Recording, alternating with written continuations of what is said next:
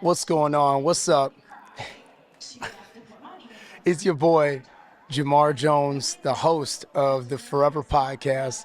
And man, I'm in a little bit of at a loss for words right now because as you can see in the background, it's going down. We're live at the Fiserv Forum and we're doing a podcast on the go. So you're going to hear some amazing people here today, our panelists. You're going to hear some of the people that got to attend this conference, and it's going to be a special podcast because this has been an event that has really been so much work to put into what it is today, and it's just incredible to have so many amazing people and partners and relationships and everybody in the same room, because it's like contagious. Like this type of people that are here, it's phenomenal. I can't wait to share this with everybody, where people can experience and hear little tastes of what this event is, and really just share this story. We're working on a documentary about this whole experience. So like this is like mind-blowing. I mean, I got to perform with my boy Russ McCammon for having performed with him for like 10 years. So it's like, it's surreal. Like everything that we've put into this has just been the grit, the grind, the hustle, tears. It's been quite a journey. And what you're going to listen to from everybody else that sat here today is really about the experience. And entertainment is all about experience. And that's something that we want to definitely have other people take where they want to go and have an experience every single place that they touch, because that is the key, to real communication is that experience level that they can grow from and relate to for other people. So there's a lot going on even behind the camera right now. There's a lot of energy, just metaverse area, gaming area. You got a 360 booth. You got nonprofit organizations here with their table. You got other podcasts. You have just a conglomerate of experience. And this has just been incredible to really put this on, show what we're capable of, what we can do when we all do this together, when we all lead the movement together. So enjoy this podcast, enjoy the other people that have graced these mics, as we got some power players here. And if you're ever curious about getting involved and getting engaged with what we have going on, definitely reach out to us at Foureva Media. That's Foureva, and it's on all social media platforms. Definitely reach out. We'll reach back, and we'll create some magic. So watch the documentary for my real breakdown of my feelings and all that stuff that I'm going through in my head. So it's crazy. It's crazy. People on video, they get to see this giant jumbotron behind me, and yeah, special moment. Special moment. Enjoy. Hey, what's happening, people? We are live on set for Lead the Movement Business Conference 2022 here at the Fat Fiserv Forum, home of our world champion Milwaukee Bucks. Yeah. I'm here flanked with a couple of rock stars. To my left, I got Danny. To my right, I got Jarrett. And to my further right, with the red cap on, I got Dr. Joe. We want to just give you guys a little bit of a recap of some of the things we talked about and just share a couple things with you all so you can get a quick taste of how we just killed our panel discussion. Because my man got to bounce, I'm starting to my left. I'll go with Danny. Danny, you want to give us a quick recap of what you talked about from the esports perspective and takeaways that you wanted the audience to be able to capture and implement immediately? Yeah, understanding the actual metrics of the industry growing at an exponential rate. understanding from a perspective of corporations looking to be able to engage with that of the industry in an authentic manner by tapping into the actual development of gamers that are looking to be able to take their skill sets from a gaming and make them applicable to any industry, but most importantly, being actual supported by organizations and institutions that actively are just not looking at them as an opportunity to sell them products and services, but really trying to help develop them from a pipeline talent perspective, because these organizations are actively looking at being able to look at the skill sets of an animator or a graphic designer or a game developer and really giving them a pipeline so therefore they can be successful, which ultimately engages and actually increases the development of the industry, so therefore it can impact parents and educators across the globe. Excellent, excellent. Jerry, going back around the corner to my right, former Super Bowl champion with us. He'll always be a Super Bowl champion, former player with the Packers, forever Super Bowl champion in perpetuity. My bag, excuse the verbal faux pas. Share a little bit about the whole motivational piece and how you transition from world-class athlete to world-class motivator. Yeah, definitely. So I think the gift that God has given me is to definitely inspire.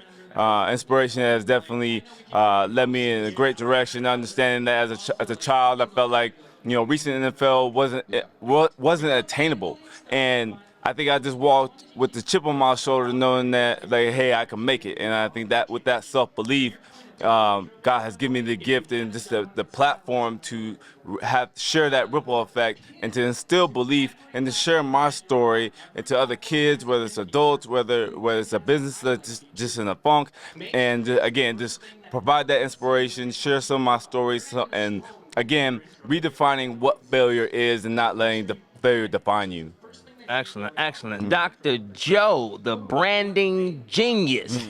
Hey, can you share with us what is branding and what are some of the keys that individuals and organizations can implement to amplify their brand? Yeah. The way that well, first let me just say this. It's been an honor to be on a panel with everybody, getting to know everybody, finding out that I might even have, some family right here. So, Small word. But no, when I think about branding, like I was sharing, is when people say your name, right, what are they thinking, right? Whether you're an individual, whether you're an organization, because a lot of times what happens is an organization will think that folks are looking at them one way, but in reality, they're like, I don't know about that organization. Yeah. Or individuals the same way, right? And so when people say your name, what are they talking about, right? Are they saying, I want to work with that individual, or I want that individual on my team? And so branding for me is all about when people say a name, and I said it for the third time, when they say your name, what are they thinking and feeling? Powerful. Before you bounce, Danny, you had talked about esports and the whole merging and fusion of gaming and meta and the encroachment of technology. As far as education is concerned, how can educators be able to transpose gaming and kids' manual dexterity as well as coding and all that kind of stuff into STEAM careers, math, all this kind of stuff, taking the fun and applying it to educational endeavors? Yeah, for sure. When you see a Booga on stage and win $3 million, it's just like the event that we just attended, right? There's a production element, there's spectators, there's actual systems that are being used, there's videographers, there's photographers. All of these are skill sets that can be developed in high school, in middle school, in college. And so actively leveraging the opportunity for students to understand that esports and gaming is 90% software based. So learning Adobe Photoshop or learning Premiere to create content. Some of the largest esports pro organizations are multimedia companies by far, right? So in this instance, they're looking for content creators. And if you can create content and leverage animations and graphics and make your actual story that much more prolific by way of content, that is a hireable job that is some company, no matter what industry, is looking for when it comes down to showcasing their brand in the most authentic way. Can I just say before, because I know you got to leave. Yeah. So I just got to share with you that one, it's an honor to meet you because in the space that you're in, I don't think I've spoken to anybody that looks like me that's in that space, right? And what it tells me is that he's looking towards the future, right? He's looking like what's getting ready to happen that a lot of people don't know. And you're putting it in spaces where traditional education, they don't even know that they should be teaching it. So I just want to say thank you, Live. Thank you, my man. Yeah. Thank you. And with your age too, man. Yeah. Kudos, dude. I mean, hey, 32, right? Yeah, Hey, for sure. hey, keep building. Yeah, I'm learning from you guys, man. It was an honor to be here. I did research on you guys, and that gave me that confidence that I can be at the table with you guys. And I think that's the same type of energy that I want to give to the 16-year-old or the 14-year-old to know that they can be in the same opportunity just as much. They just have to apply themselves and really be able to be vulnerable in regards to learning skill set that they may not think that they can conquer, but understanding that they actually ask someone that can teach them and train them and be, a student of the game, then you actively can be able to add a value to a billion plus industry that is coming up the pipeline. And if you miss it, you miss it. That's right. With that said, can I borrow $100? Yeah. No. Yeah. Sure. Right. If I could touch back on the, you're giving them a pathway too. You know what I'm saying? So pathway. you know what I'm saying? Giving them some direction besides his sports, right? Yeah, for sure. You know what I'm saying? So I think it's a great idea. It's a great foundation that you're giving some of the young bucks. For sure. And it's different, right? It's giving something again for those Gen Zers. Yeah. Everybody's not going to be the Jarretts, I know there's a lot of individuals that, have skill sets outside of the actual basketball gym or the football field. We're living in an opportunity right now where technology is very, very apparent. That allows individuals to be able to, feed their families and teaching individuals so they don't be scared of it. Right. It's very important. So what are you saying as we wrap up here? We're getting the signal from our producer that we're a little bit long with it, so you can tell our panel was lit. This is carryover from that, all overflow. Thank you all again. If you weren't able to make it this year, you got to come back next year to the Lead the Movement Business Conference. And before I go, I want the guys to just share where you can reach them, and then we'll go ahead and wrap up. So in like 10 seconds, guys, can you share where folks can reach you if they want to go ahead and bring you into the organization to rock with them? Yeah. You can find me easy. Workwithdrjoe.com, at Joe Johnson Speaks on Instagram. Looking forward to hearing from you. You can find me at JarrettBushMotivates.com. You can find me on LinkedIn, Instagram, and Facebook. Just type the name in. See you soon. And you can find me at drm2.gg. You can find as much as you want in regards to the esports industry, as well as LinkedIn. Thank you. My website is under reconstruction. I'm doing a rebrand for you all, but I can be found on LinkedIn simply at Tim McMurtry. You can catch me on Instagram at Mr. Timspiration, or you can check out my podcast at The Communication Guru Podcast, The Communication Guru Podcast, The Communication Guru Podcast. That is all for us. Thanks again for listening and watching. Reach out to us, hit us up, bring us into your organization and help you go to the next level. Thank you. Bam. Peace. All right. Welcome to our Forever Media sub-podcast. We're back. Show. And forever. Where today we're going to be talking about, I want to talk about monetization of creativity. Yvette was mentioning this earlier. I think mixing art and business is a very tricky space to navigate. It's very easy to get pulled all the way to the business side or all the way to the art side, but as a lot of us have realized, the sweet spot is in the middle. So I would love to just hear maybe monetization strategies, routes, avenues, pitfalls, anything we want to crack open there. I think is a recurring struggle for creators, artists, or even business folk of any kind. But it's got to be a practical piece of the conversation. You can't just create forever and spend more time, more money, more energy. So how do we make this get some ROI? How do we make it sustainable? Back in the day, an artist had a manager, and that manager knew and the artist created. In today's age, everybody is a creator, even a person that wants a job. They have to create the video to get themselves the job now. There are not that many in-person interviews. That is a way of getting monetized, right? Mm-hmm. You get the job, but we got to think beyond that. We got to be able to charge people. We've got to understand our value and be able to charge people for that. I don't know how the systems with YouTube work, but I know we got a lot of content. Put my stuff on YouTube and get the numbers up enough that I know that there will be some revenue generation, but it can't be, where's my money the next day. This is building. Yep. And it is what we were talking about earlier about after somebody's career is over, what do? You put yourself in a position where you monetize your own content. You find a way to bring the dollars back to you. I feel like Charles Barkley right now, like we're at the at Game 6 of the NBA Finals. This is amazing. Nice, isn't it? You guys said podcast. I'm like, oh, in my mind, we're doing the halftime show right now. Yes. So we were just, before we turned on the mics, we were talking about kind of, for lack of a better term, people that are kind of at the latter part of their career in the entertainment industry. And I think something that you're seeing right now too is remonetization. It's not always about creating new content, right?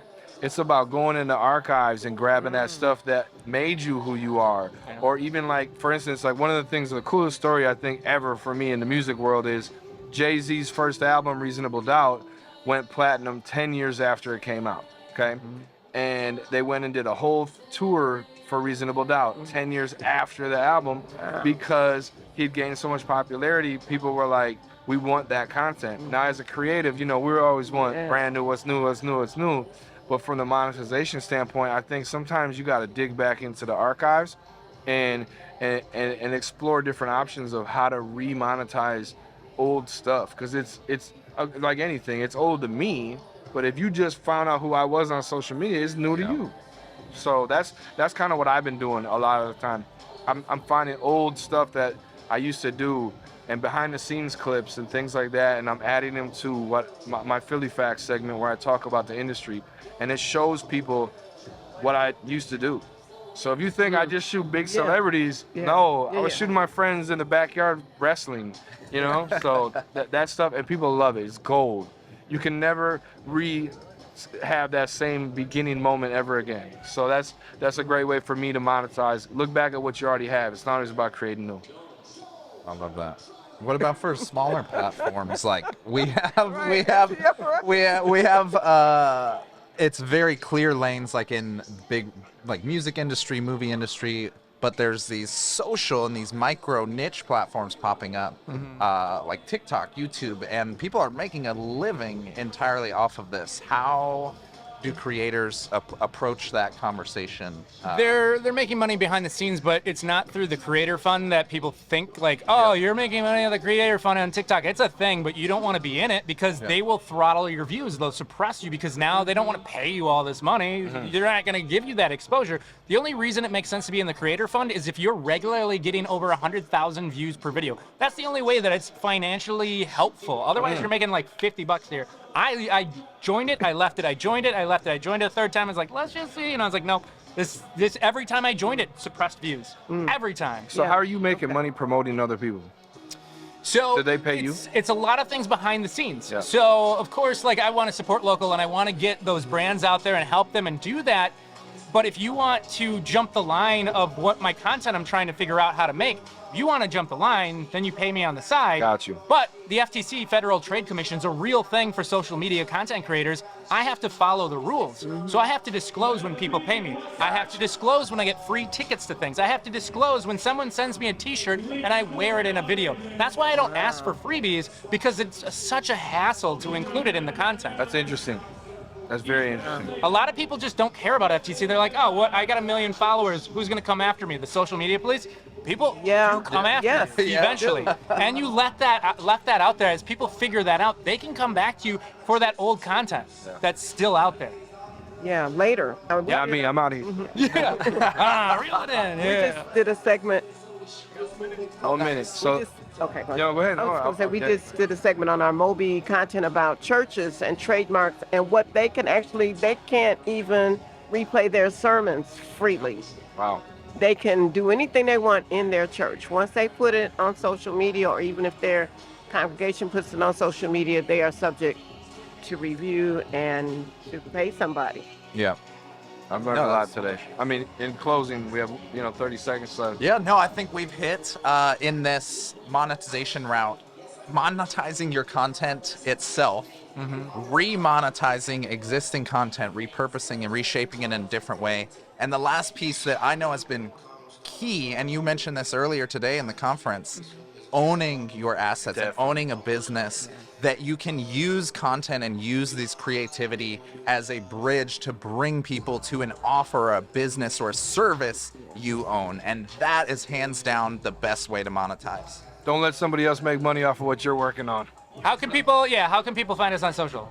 Oh. Or online in general? Okay, so I'm online. It's Yvette Moyo. And if you want me for the magazine, if you want me for the venue, if you want me for the conference, if you want to create a conference, you want a platform, I'm Yvette Moyo. Simple. Philly Flyboy, all one word, no caps, no spaces. Philly Flyboy, all spelled correctly on all social platforms. You can just Google it. Instagram is the best way to get a hold of me. JMatt MKE, JMatt MKE, or the word hashtag MKE. Travis Lachner. Find me on LinkedIn, Travis, Lachner. That's it.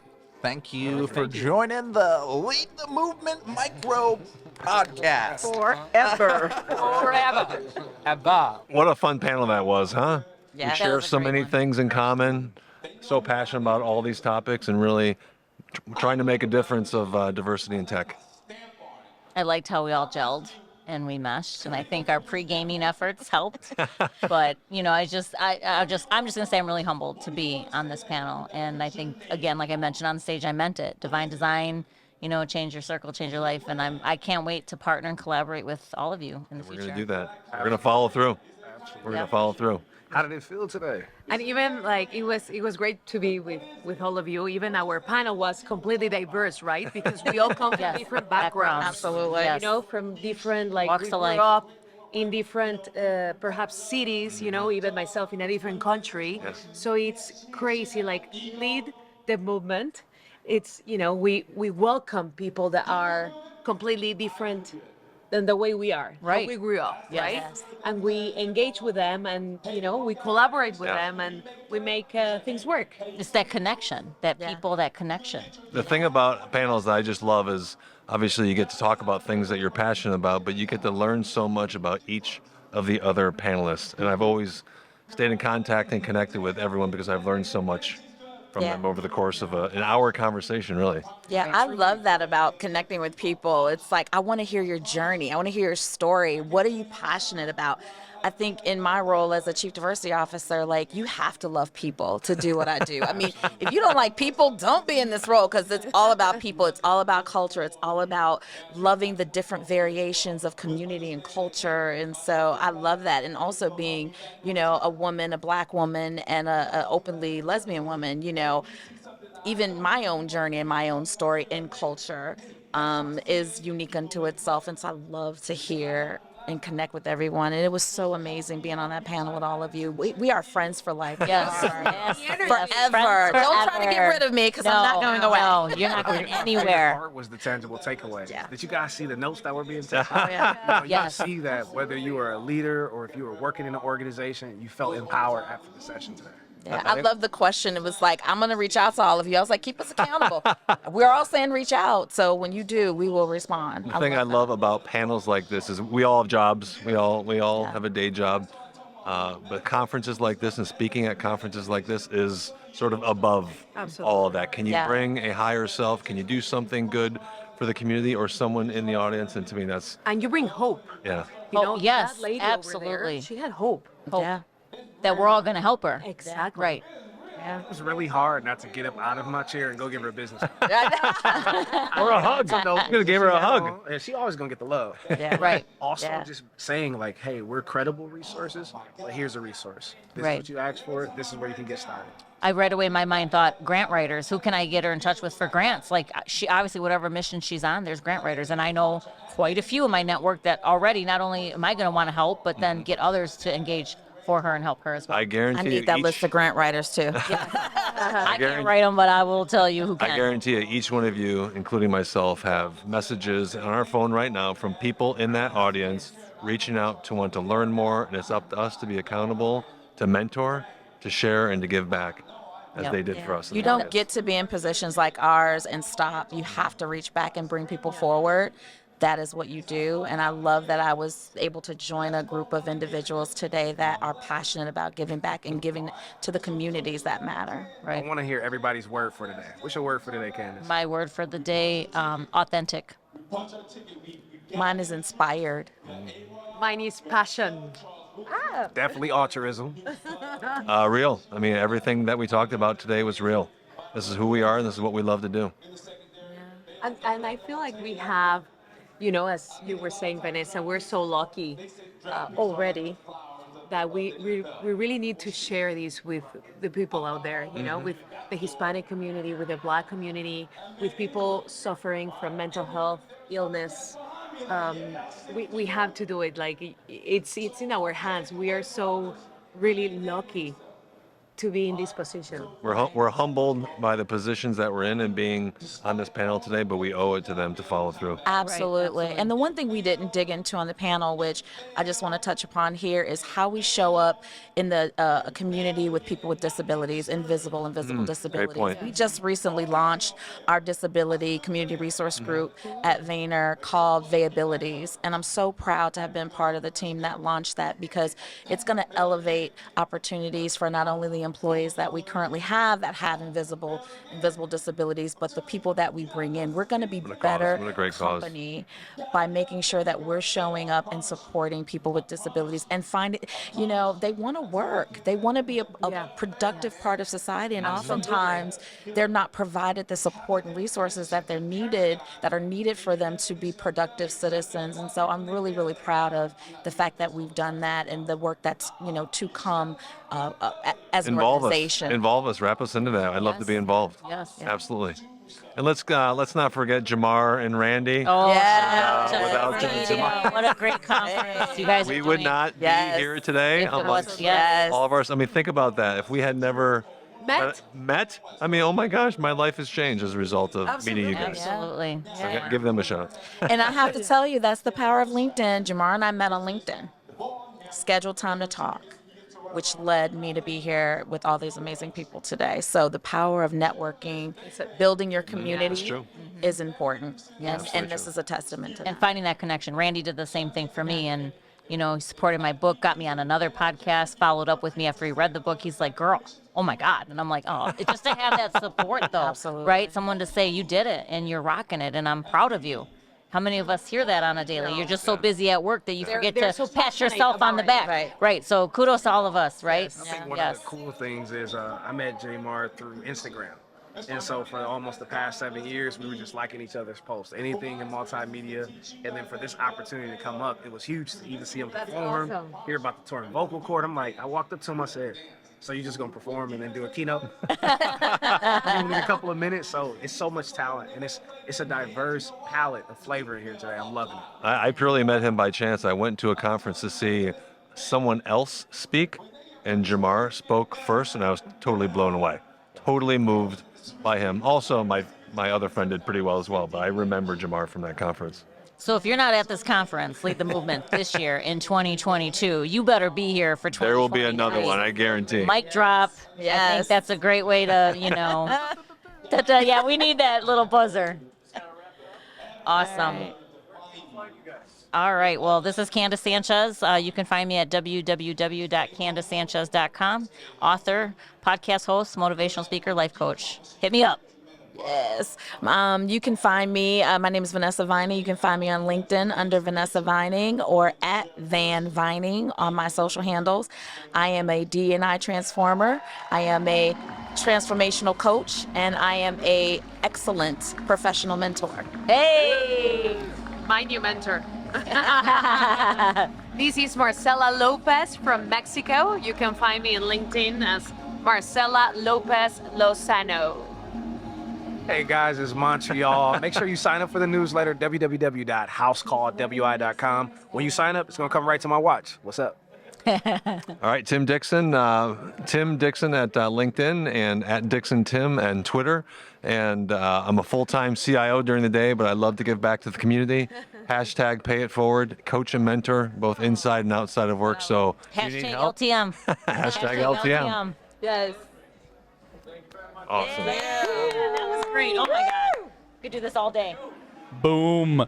Guys, I had so much fun on that panel with you. It went by way too quick. Yeah, way too quick. I love the dialogue. I love the commentary. We should start our own show. The four I think of us. this is the start right here. Great. Can we do it? Yeah. Yes. We would be so good together. Because then, like, when we're going off the rails, we got Teegan to go, that sounds like a bunch of BS. Hey, can I swear on the radio? Well, this. Teegan is so awesome.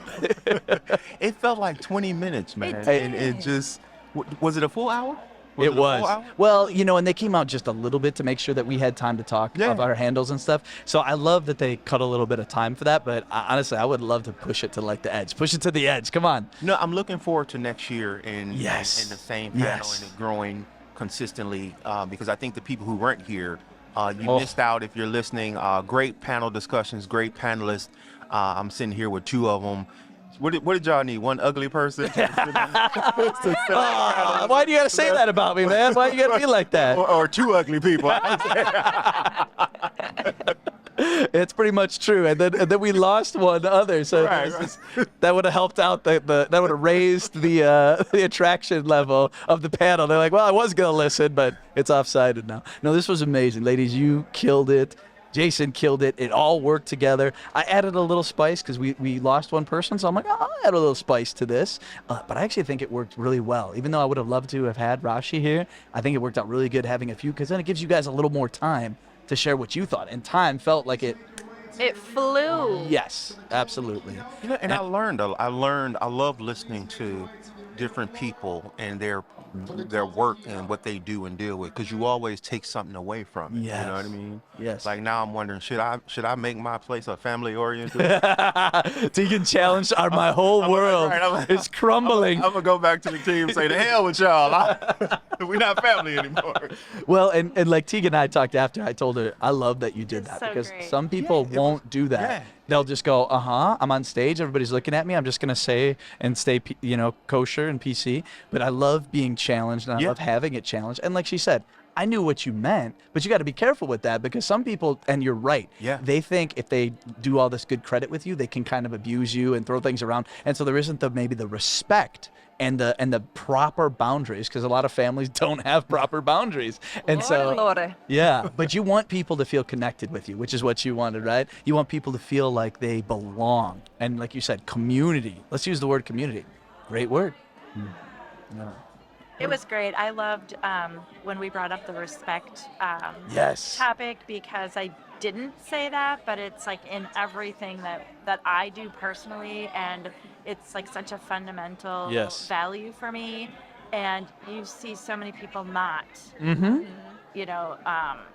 take that seriously, and I don't know. So many people have been abused and used by corporate organizations and by society. And so it is that I'm out for myself point of view a lot of time. And when you pivot from that, Kate, like you were saying, when it really becomes about building the next person up and building that community of trust and integrity, and we all rise together, it completely changes the dynamic of the community, the business, and the results come with it. I mean, you can make the argument that this topic or discussion, retention and recruitment is really a focal point. I mean, regardless of where you're at in the state of Wisconsin, we see what the pandemic has done. It totally changed the whole landscape of how we deal with work and our economy, actually. When you see people not going to work, we didn't even touch on hybrid working environments and how we deal with that. So it's so much. I would love to see it be all day. Podcast. There it is. With your host, Randy Wilinski moderating, and Teegan dropping F-bombs on you today. We're not dropping gems, we're dropping bombs. I was glad she did it because normally that's me. Honestly. So thank you, That's Teegan. probably why we all got along. Yes. That's where the energy was there. I didn't want to go overboard and stand up. Preach. So the best thing, and I didn't say it, but because it's like it ran out of time, but I wanted to edify every single one of you because we handpicked every one of you for the unique thing that you brought to it. So that was Teegan's thing. We knew it was going to be blunt and direct, no BS, but high value. We know, Kate, big energy. We know it's going to be the positive. It's the experience. It's what you've done. You bring a ton of experience with that. And then like the state representative level, what you're doing for the state, how you're changing things, thinking a little bigger, but all that stuff applies right inside of your business. So it's like, we had a lot of talent on this one. We recruited a lot of talent. We brought them all in, and I think we do have to do this again. Well, shout out to you and Jamar for putting this together, man. I mean, it was a great event. I think the first of many. I look forward to all the people who will hate that they missed it. They should hate themselves. I don't say that a lot, but Missing out. do hate yourself. If you you should have but it's not FOMO, because that's like beforehand. It's like regret and despair, missing out. That's how you should the feel. movement, and this is the first of many, and we're building the hype and showing the value, and there certainly was a ton of value for me. I also loved the panel before us was the tech panel, and I loved how so many of the things that they were talking about in changing business and changing their organizations really tied right into ours. Yes. So it felt almost like one panel. Like there was just so many common threads and themes of all, we all shared. And so nice job picking us. Hey, we're all nice job picking you. We did a great job picking this panel. Well, and this has been absolutely fantastic. I mean, the ambiance, the energy. Next year, you guys have to pair it with a job fair. Like, you have to get Milwaukee business owners in here sharing their jobs, sharing what they're doing in the community to get the community involved, because I'm sorry, but people need to put their money where their mouth is at. And if they're actually doing the things that they're going to say that they're doing, they have to put their money behind it. That's a great idea. And be here networking and putting themselves out there. Like, for us as business owners, the impact is like so much more than you could ever imagine. Absolutely. So I agree with you, Teegan. And I love that. Because now we're all family. Yes, but with proper boundaries. With boundaries. we're a tight knit community. We're like a tribe now. We're a tribe. No, this is amazing. Yeah, we got time. They're kicking us off. They say we talk too much, just like over there. Promise trying to drag us off all the time. These people always trying to corral us. We just got started. I just got feeling it. You know what? This was amazing. I would love to grace the stage with you at any point. I had an absolute blast with you. Thank you so much for leading the movement with us. Thank you, man. Thank you. This Cheers has been amazing. to you, Randy, and Foureva Media. Foureva Media in the house. We out. So, wow, that was a lot of amazing stories, amazing experience from everybody, and I'm so glad that I got to share it with you all. And keep following us. You never know who we got on our podcast next. It's going to be incredible. Just doing this is just absolutely phenomenal. Everybody that's a part of this story. And if you heard all of this today, take action. Whatever you're doing, take action. If you learned something, take action. Start today. Make one move. Make one move on it. If you had to make a move, what would it be? And you'd be surprised on how far you can go. Follow us on all social media platforms. We are on all streaming platforms as well for the podcast and on YouTube. And until the next episode, peace. Thanks for watching this video. Don't forget to like, comment, and subscribe. And don't forget to hit that notification bell for more amazing content that we're going to be putting out. And don't forget, you can change your circle to change your life.